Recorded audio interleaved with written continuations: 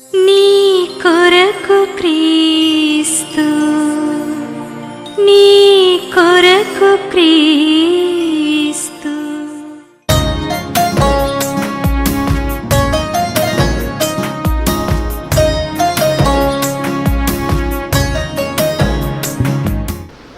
ఇక సమయంలో మరి మన యొక్క మరి అతిథి వర్తమానికులు, టీవీ పరిచారకులు, మన ప్రియ సహోదరులు రాజవర్ధన్ గారిని మన యొక్క సంఘానికి ఈ సమయంలో వాక్య పరిచయం చేయటానికి ఆహ్వానిస్తుంటున్నాను.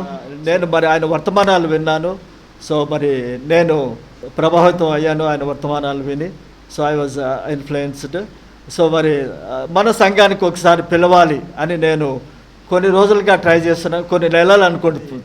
మొన్నటి దినం నా ఫోన్ చేసినప్పుడు, సో నేను ఈ ఆదివారం కమింగ్ సండే 30th సండే నేను ఉంటాను బ్రదర్, నేను అందుబాటులో ఉంటాను, ఐ విల్ అవైలబుల్ అన్నారు. కాబట్టి మరి ఈ రోజున ఆహ్వానించడం జరిగింది. సో ఈ సమయాన్ని సో మరి దైవ సేవలకు ఇస్తుంటున్నాను. Please come brother. ఈ విధంగా మీతో సహవాసం కలిగి మీ ఆరాధనలో దేవుని యొక్క వాక్యంలో మీతో పాలు పంచుకునేదానికి దేవుడు నాకు ఈ చిన్న అవకాశం దయచేసినందుకు కొరకు దేవుడికి కృతజ్ఞతలు. దేవుడు ఈ వాక్యం చెప్పేదానికి నాకు సహాయం చేయాలని చెప్పి నేను చిన్న ప్రార్థన దేవుడికి మొట్టమొదటిగా పరిశుద్ధుడైన మా తండ్రి, సర్వశక్తి కలిగిన తండ్రి యెహోవా దేవా, యేసు ప్రభు పరిశుద్ధ నామంలో నీకు కృతజ్ఞతలు, స్తుతులు, స్తోత్రములు చెల్లించుకునిస్తున్నాను. నాయన, నీ పరిశుద్ధ రక్తంతో కొన్నటువంటి సంఘం కొరకు నీకు కృతజ్ఞతలు. నాయన, నువ్వు వీరిని లోకము నుంచి వేరుపరిచి ఏర్పాటు చేసుకుని తండ్రి నీ నిత్య రాజ్యమునకు వారిని ముందుగా నిర్ణయించి ఉన్నావు. నీకు కృతజ్ఞతలు చెల్లించుకొనిచున్నాం దేవా. ఈ బిడ్డల యొక్క విశ్వాస్యతను బట్టి నీకు కృతజ్ఞతలు దేవా. ఇక్కడ నీ సేవకుడైనటువంటి శామ్యూయల్ రాజు గారిని బట్టి, ఆ బిడ్డ యొక్క పరిచర్యను బట్టి, ఆ బిడ్డ యొక్క నాయన తండ్రి విశ్వాసమును బట్టి, విధేయతను బట్టి నీ పరిశుద్ధ పాదముల దగ్గర నీకు కృతజ్ఞతలు తెలియచేసుకుంటూ ఈ సమయంలో నీ వాక్యం చెప్పుటకు నువ్వు నాకు సహాయం దయచేయమని, నీ వాక్యంను ప్రభువా మాకు విప్పమని, తేటపరచమని, బయలుపరచమని యేసు ప్రభు పరిశుద్ధ నామంలో నాయన మాకు సహాయం చేయమని నిన్ను అడుగుచున్నాము. యేసు నామంలో ఆమెన్. హెబ్రీయులకు రాసినటువంటి పత్రిక 11వ అధ్యాయము 8వ వచనము. అబ్రహాము పిలువబడినప్పుడు విశ్వాసమును బట్టి ఆ పిలువనకు లోబడి తాను స్వాస్థ్యముగా పొందనయున్న ప్రదేశమునకు బయలు వెళ్ళెను, మరియు ఎక్కడికి వెళ్ళవలెనో అది ఎరుగక బయలు వెళ్ళెను. తర్వాత యోహాను సువార్త 14వ అధ్యాయము 21వ వచనము. నా ఆజ్ఞలను అంగీకరించి వాటిని గాయకొనువాడే నన్ను ప్రేమించువాడు. నన్ను ప్రేమించువాడు నా తండ్రి వలన ప్రేమింపబడును, నేనును వానిని ప్రేమించి వానికి నన్ను కనపరుచుకుందునని చెప్పెను. క్రైస్తవ విశ్వాస జీవితంలో అనేకమైనటువంటి సందేహాలు, అనేకమైనటువంటి పోరాటాలు, అనేకమైనటువంటి సమస్యలు ఎన్ని వస్తుంటాయి. క్రైస్తవులు ప్రార్థన చేస్తారు, ప్రార్థనకి జవాబు కావాలని చెప్పి కూడా ఆశిస్తారు. అది సహజమే కదా. ప్రార్థన చేసినప్పుడు దేవుడి దగ్గర నుంచి మనకు జవాబు కావాలని చెప్పి మనము ఆశిస్తాం. మనము విశ్వాసంలోకి వచ్చినప్పుడు మనకు ఉండేటటువంటి స్థితి ఒక రకంగా ఉంటుంది. ఎప్పుడు ఆ స్థితిలోనే కొనసాగాలని చెప్పి మనం అనుకోం. మనం పట్టబడినప్పుడు, యేసు ప్రభువులోకి విశ్వాసంలోకి వచ్చినప్పుడు, రక్షణలోకి వచ్చినప్పుడు ఉండేటటువంటి స్థితిని దాటి ఇంకా మంచి స్థితిలోనికి రావాలని చెప్పి మనం ఆశపడతాం. మన స్థితి ఇంతకంటే మెరుగైనటువంటిదిగా ఉండాలని చెప్పి మనము ఆశపడతాం. ఇవన్నీ మనకు జీవితంలో సహజంగా ప్రతి విశ్వాసికి కలిగేటటువంటి ఆలోచనలు, తలంపులు, కోరికలు, వాళ్ళకు ఉండేటటువంటి యాంబిషన్స్ అనేటటువంటివి చాలా ఉంటాయి. అయితే దేవుడు నిన్ను నన్ను ఆశీర్వదించేదానికి, దీవించేదానికి, నిన్ను ఆయన కోసం ఒక బలమైనటువంటి సాక్ష్యంగా వాడుకునేదానికి, ఆయన నామాన్ని నీ ద్వారా ఘనపరుచుకునేదానికి ఆయన వైపు నుంచి ఎటువంటి అభ్యంతరం లేదు. అభ్యంతరము లేదంటే ఆటంకము లేదంటే వ్యతిరేకత ఎక్కడి నుంచి వస్తుందంటే, ఆ వ్యతిరేకత, ఆ ఆటంకము మన దగ్గర నుంచి వస్తుంది. జీవితాలు మార్చాలని చెప్పి దేవుడు కోరుకుంటున్నాడు. నువ్వు యేసు ప్రభువుకి ఒక బలమైనటువంటి సాక్షిగా ఉండాలని చెప్పి ఆయన కోరుకుంటూ ఉన్నాడు. నీ జీవితంలో నువ్వు ఆశీర్వదించి దీవించబడాలని చెప్పి కోరుకుంటూ ఉన్నాడు. ఒకవేళ ఆయన నిన్ను ఆశీర్వదించి దీవించి నీకు ఏర్పాటు చేసినటువంటి గమ్యస్థానము వైపుకి నిన్ను తోడుకుని పోయేటప్పుడు ఒకవేళ నీకు వస్తే సమస్యలు రావచ్చు, ఇరుకు రావచ్చు, ఇబ్బంది రావచ్చు, కష్టం రావచ్చు, దుఃఖం రావచ్చు. కానీ విషయం ఏమిటి అంటేనండి, ఆయన నిన్ను ఒక గమ్యస్థానం వైపుకి నడిపిస్తూ ఉన్నాడు. ఒక టార్గెట్ అనేటటువంటిది, ఒక ఏర్పాటు చేసినటువంటి ఒక గమ్యం అనేటటువంటిది ఆయనకి స్పష్టంగా తెలుసు. దాని వైపుకి ఆయన నిన్ను నడిపిస్తూ ఉన్నాడు. ఆ నడిపించేటప్పుడు నీకు ఆ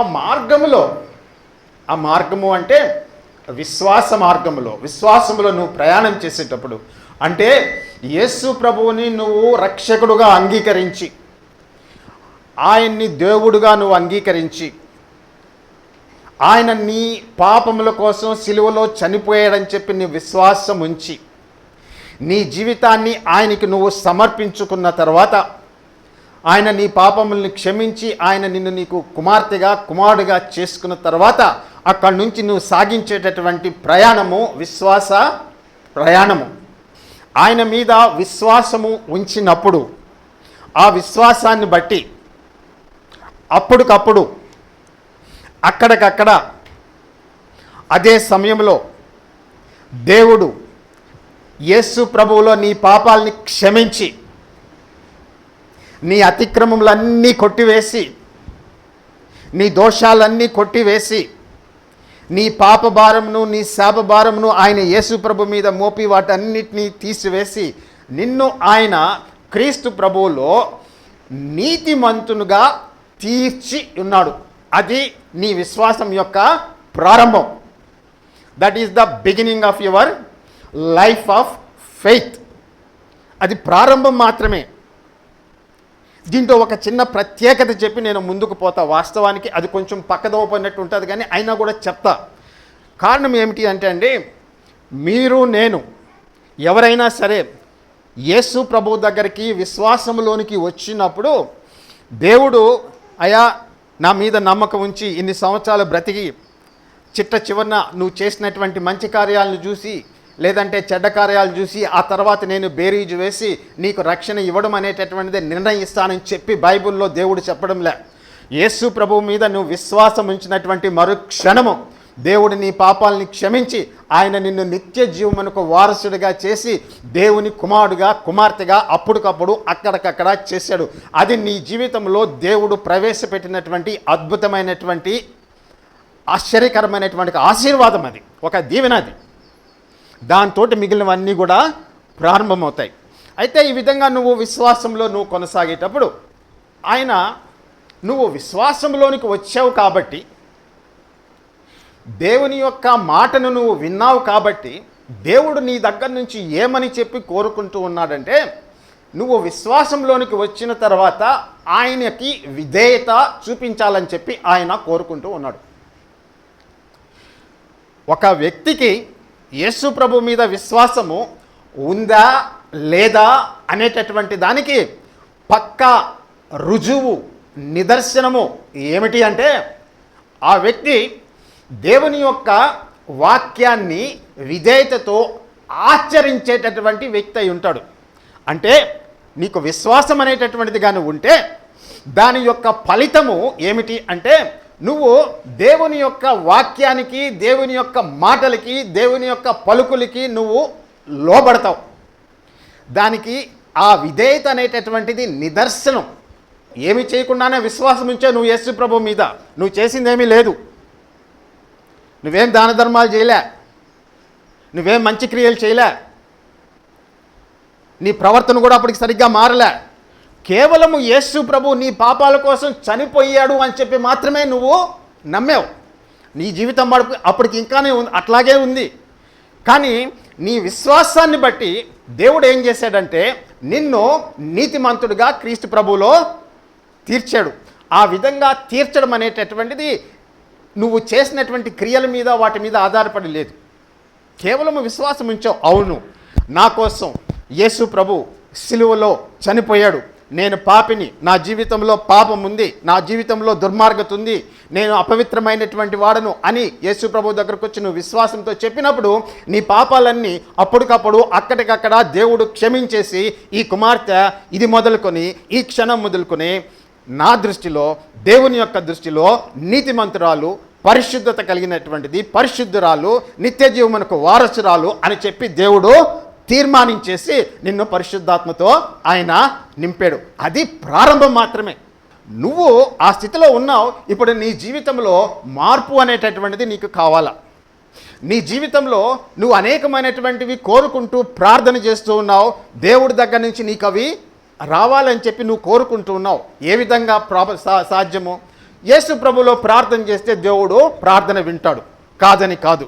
ఎప్పుడైతే నువ్వు యేసు ప్రభు మీద విశ్వాసం ఉంచావో అప్పుడు దేవుని యొక్క కృపాసనం దగ్గరికి పోయేదానికి నీకు తిన్నటి వంకర లేనటువంటి చక్కటి మార్గం ఒకటి ఏర్పాటు చేయబడింది. యేసు ప్రభు నామంలో ప్రార్థన చేస్తే నువ్వు తప్పకుండా నీ యొక్క ప్రార్థన వింటాడు, కాదని కాదు. అవన్నీ ఒప్పుకుంటూ ఉన్నాం. కానీ దానితో పాటు నీ జీవితంలో దేవుడు నీకు ఉద్దేశించినటువంటి ఆశీర్వాదాలు, దీవెనలు, మార్పు అనేకమైనటువంటివి నీ జీవితంలోనికి ప్రవేశించాలి అంటే నీ జీవితంలోకి ఇంకొక విషయం అనేటటువంటి దానికి నువ్వు ప్రాధాన్యత ఇవ్వాలి. అది ఏమిటంటే విధేయత అనేటటువంటి దాన్ని నువ్వు అలవర్చుకోవాలా, లేదంటే దాని మీద శ్రద్ధ చూపించాలి. విధేయత అంటే ఏంటి? ఇప్పుడు నేను చాలాసార్లు విధేయత అన్నా. విధేయత అంటే అర్థం ఏంటండి? ఒబీడియన్స్ అంటాం ఇంగ్లీష్లో, అంతే కదా? ఒబీడియన్స్ అంటే అర్థం ఏంటి? ఎవరైనా మనకి ఒక మాట ఇది చెయ్యమని చెప్పినప్పుడు వాళ్ళు చెప్పినటువంటి మాట ప్రకారం మనం కానీ చేస్తే మనము వాళ్ళకి విధేయత చూపిస్తూ ఉన్నాము అని లెక్క, అంతే కదండి? అదే కదా విధేయత అంటే. ఇప్పుడు మనం రోడ్డు మీద పోతుంటాం, ట్రాఫిక్ లైట్ పడుతుంది, రెడ్ లైట్ పడుతుంది. రెడ్ లైట్ పడితే మనం ఏం చేయాలా? ఆగాల. మన రోడ్డు నియమాలు అవి. మనం వాటి ప్రకారం పోయినప్పుడు మనం వాటికి విధేయత చూపిస్తున్నాం. అలా కాకుండా రెడ్ లైట్ పడినప్పుడు నేను ఆగను, ముందుకు పోతానంటే చలానా వేస్తాడు కదా. మోటార్ సైకిల్కి అయితే ఒక రకమైన చలానా, కారుకి అయితే ఒక రకమైనటువంటి చలానా, నువ్వు అపరాధ రుసుము అనేటటువంటిది కట్టాల్సి ఉంటుంది. విధేయత అంటే చెప్పినటువంటి మాటని ఆచరించడం అనేటటువంటిది, చెయ్యడము అనేటటువంటిది విధేయత.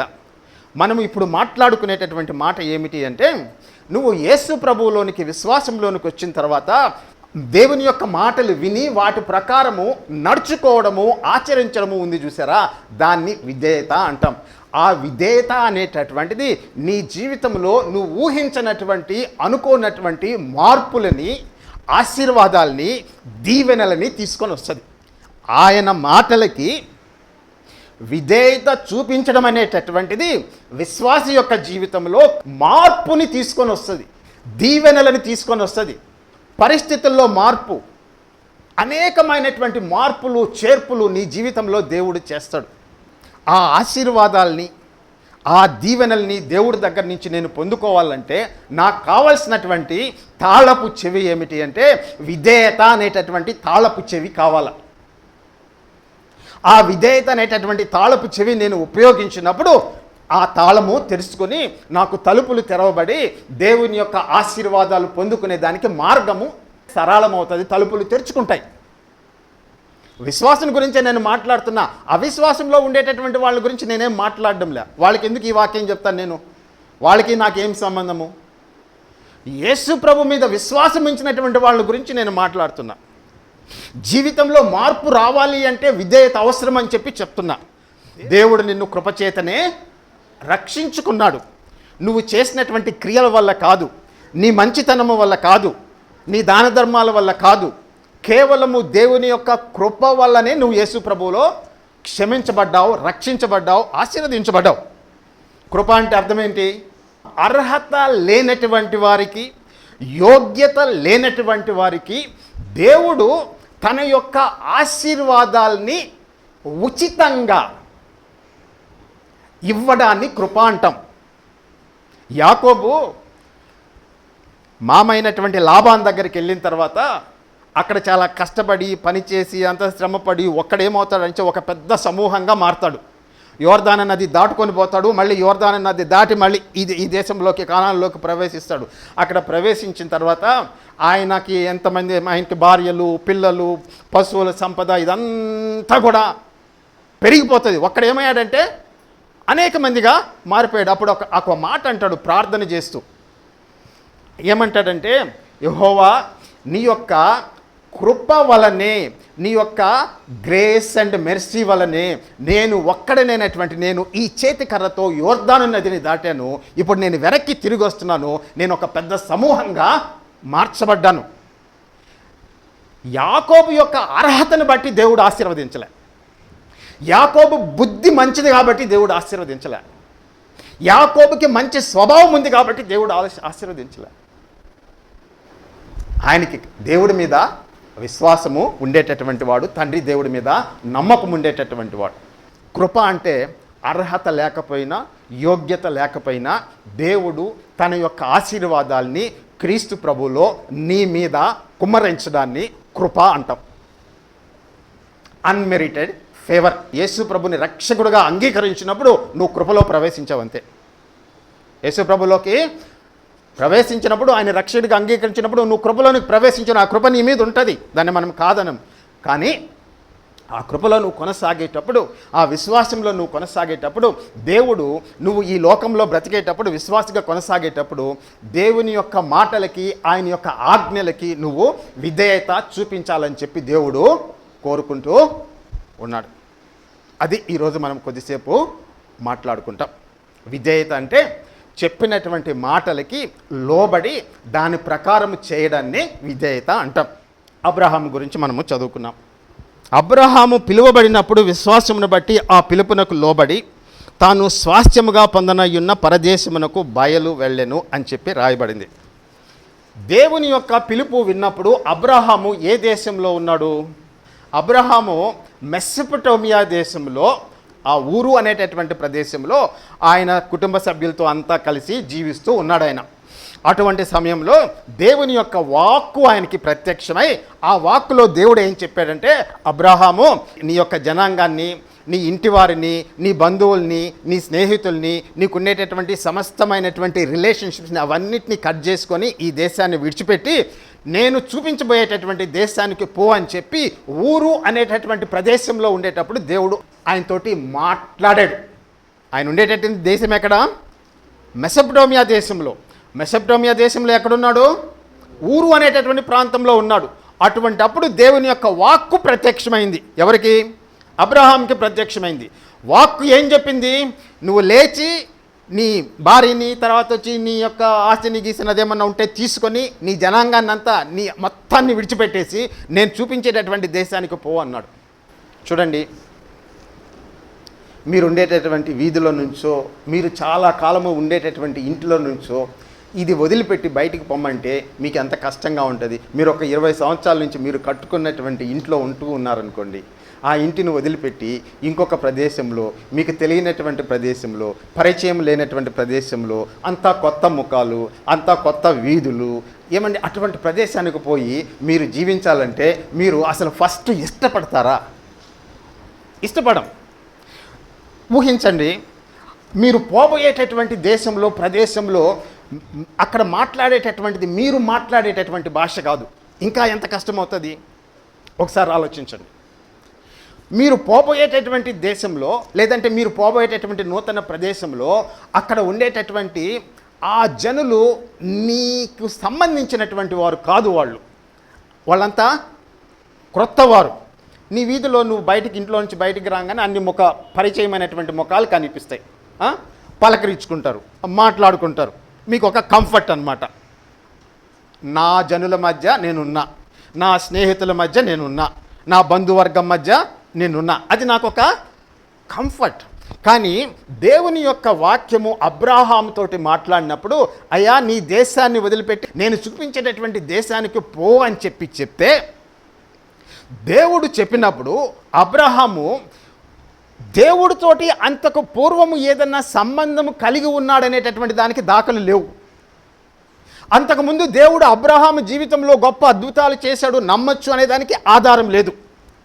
ఈయన దగ్గరికి ఒక ప్రవక్త వచ్చి దేవుడు ఈ విధంగా చెప్తున్నాడని చెప్పినటువంటి దాఖలు ఏమీ లేవు. దేవుని యొక్క స్వరము శక్తితోటి, బలంతోటి, ప్రభావంతో అబ్రహాం యొక్క హృదయంలోనో లేదంటే ఆయన చెవులకి ఆ వాక్యము వినిపించినప్పుడు ఆయన ఆ వాక్యానికి లోబడి ఊరు అనేటటువంటి ప్రదేశాన్ని విడిచిపెట్టి తన భార్యను తీసుకొని, ఆయన అన్న కుమారుడైనటువంటి లోతుని తీసుకొని, ఆయన ఆస్తిని, పశువుల సంపదను, ఒంటెలను, గాడిదలను, మేకలను, గొర్రెలను అన్నీ తీసుకొని ఆయన ఏం చేశాడంటే ఉన్న పళంగా తన సంస్కృతిని, తన దేశాన్ని, తన స్నేహితుల్ని, బంధువర్గాన్ని అందరినీ విడిచిపెట్టేసి హారాను అనేటటువంటి ప్రదేశానికి వెళ్ళిపోయాడు. నువ్వు ఉండేటటువంటి ప్రదేశము నువ్వు విడిచి వేరే దగ్గర నువ్వు సంసారం పెట్టు, నువ్వు కుటుంబం పెట్టు అంటే మనకి ఎంత కష్టంగా ఉంటుంది. ఇప్పుడు నేను ఒక ఇంట్లో బాడీగా ఉంటున్నానండి, చాలా సంవత్సరాల నుంచి ఉంటున్నా. ఆ కాంపౌండ్ అంతా నాకు తెలుసు, ఆ కారిడార్లో ఎవరు ఉంటారో నాకు తెలుసు, ఆ కిందకు పోతే ఎవరు ఉంటారో తెలుసు, గేట్లోంచి బయటకు వస్తే అన్ని ప్రతి ఒక్కటి పరిచయమైనటువంటివి. నాకు ఎక్కడ కూడా క్రొత్తదనం కానీ ఒక రకమైనటువంటి స్ట్రేంజ్ ఫీలింగ్, అన్ఈజీ ఫీలింగ్, ఇబ్బందికరమైనటువంటి పరిస్థితి నాకు ఎప్పుడు రాదు. ఎందుకు? నేను అక్కడనే ఉంటున్నా. That is my comfort zone. అంటే నీకు చాలా అక్కడ సౌఖ్యంగా ఉంటుంది, సదుపాయంగా ఉంటుంది, మానసికంగా సౌఖ్యంగా సదుపాయంగా ఉంటుంది, భౌతికంగా సదుపాయంగా ఉంటుంది.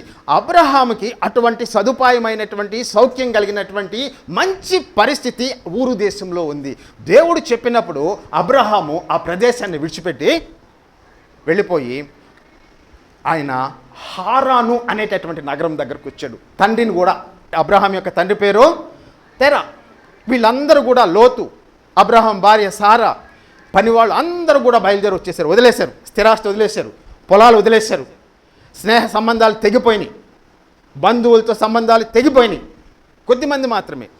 అబ్రహాము ఉన్నవాడు ఉన్నట్టుగా ఆయన బయలుదేరి వచ్చేసాడు.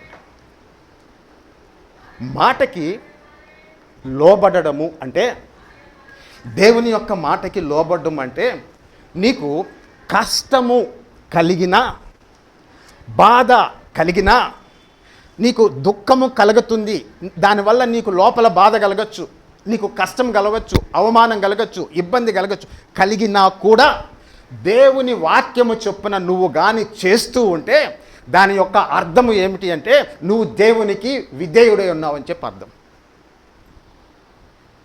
నీకు కష్టం కలిగినా, నీకు ఇబ్బంది కలిగినా, నీకు బాధ కలిగినా దేవుడు చెప్పాడు కాబట్టి ఆ మాట ప్రకారం నేను చేస్తే దాని యొక్క అర్థం ఏంటంటే విధేయత అని అర్థం. దాన్నే ఇంగ్లీష్లో ఒబీడియన్స్ అంటాం. విశ్వాసులతో మాట్లాడుతున్నా, కృపచేత రక్షింపబడినటువంటి వారితో మాట్లాడుతున్నా, యేసు ప్రభు రక్తం చేత విమోచించబడినటువంటి వారితో మాట్లాడుతున్నా, నిత్య జీవనకు వారసులైనటువంటి వారితో మాట్లాడుతున్నా, వారికే దేవుడు చెప్తూ ఉన్నాడు. విధేయత అనేటటువంటిది క్రైస్తవ విశ్వాస జీవితంలో ఒక ముఖ్యమైనటువంటి స్తంభం.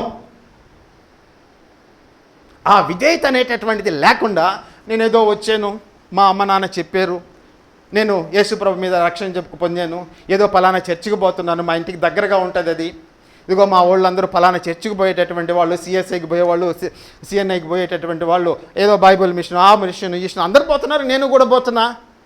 అది కాదు. దేవుని యొక్క సువార్తను విని, నువ్వు యేసు ప్రభు యొక్క సువార్తను విని,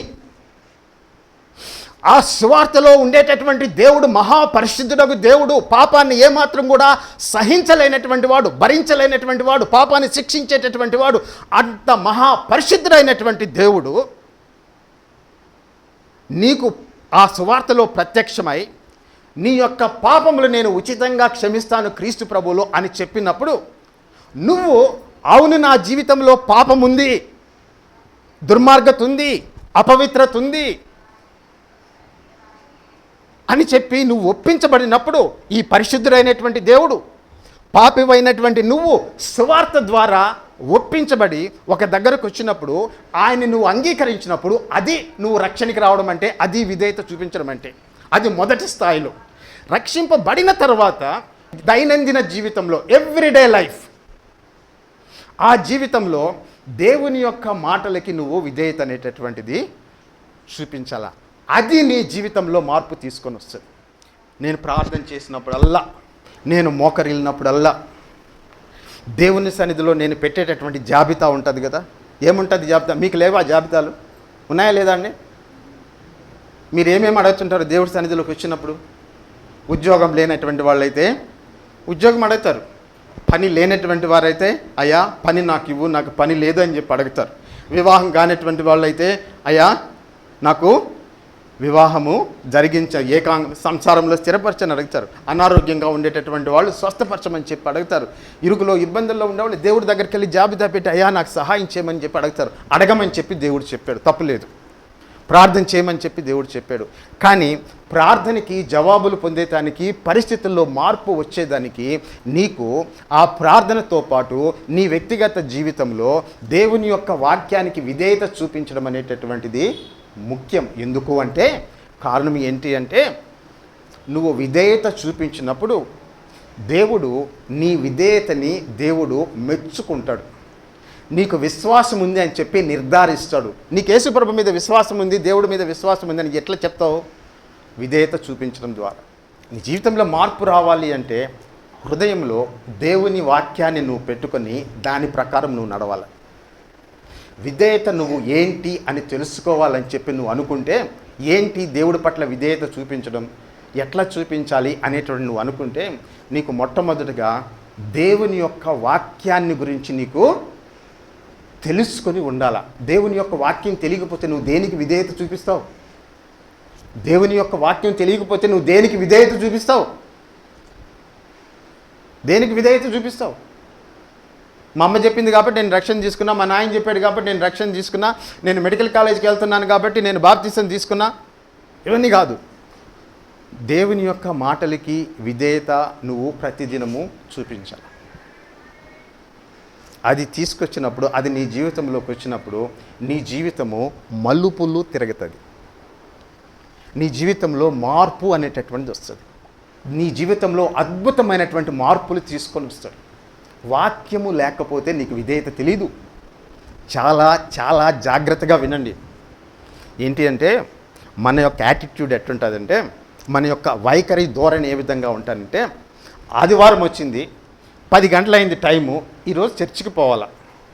ఏం చేయాలి? పొద్దున్నే లేచేసి స్నానం చేసేసి బ్రేక్ఫాస్ట్ చేసేసి చర్చికి వెళ్ళిపోవాలా, చర్చిలో కూర్చోవాలా, ఆరాధన చేయాలా, కానుక పడితే కానుకలు ఇవ్వాలా, పాస్టర్ గారు చెప్పినప్పుడు ఆ వాక్యం వినాలా, తర్వాత ఇంటికి వెళ్ళిపోవాలా.